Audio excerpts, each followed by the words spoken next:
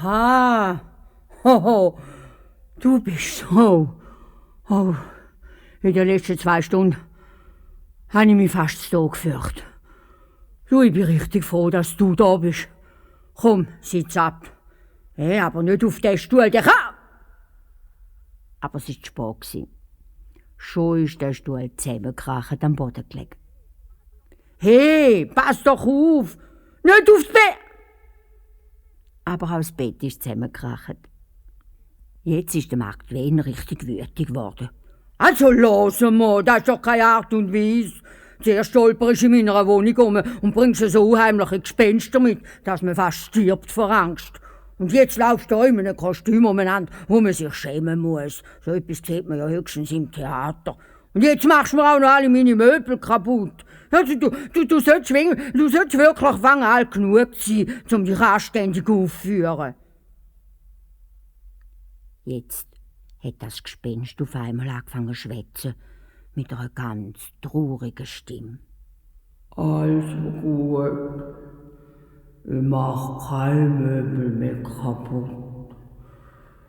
Aber weisst, ich habe halt seit 100 Jahren keine Gelegenheit mehr gehabt, zum Abhocken.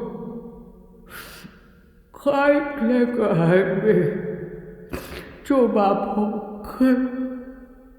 Seit 100 Jahren. Der Ries hat bei Gast Tränen in den Augen gehabt. Und der Mark Twain hat er richtig leid tun. Du bist ein armer Teufel, du. Wahrscheinlich bist du auch noch ein Weise, gell? Komm, hock da auf den Boden, der kracht nicht zusammen. So können wir auch gemütlich ein bisschen plaudern, wenn ich nicht muss zu der Rufe schauen.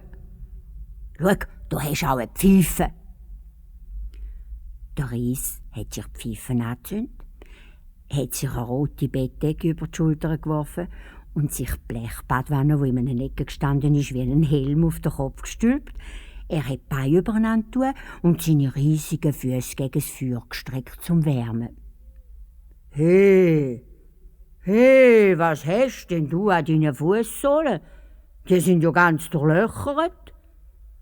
Frostbühle. Ich hab's fast bis zum Hinterkopf rauf, weil ich immer in der Kälte liegen. Ich sag dir jetzt, warum ich da bin zu dir geistern. Da gegenüber im Museum liegt ein versteinerter Mann. Ich bin dem sein Geist. Ich bin der Geist vom Ries von Cardiff. Ich komm keine Ruhe über, bis man den Leib wieder beerdigt hat. Und dass Menschen das machen, weil ich denkt, ich kann ein bisschen geistern. Jede Nacht bin ich im Museum rumgespuckt.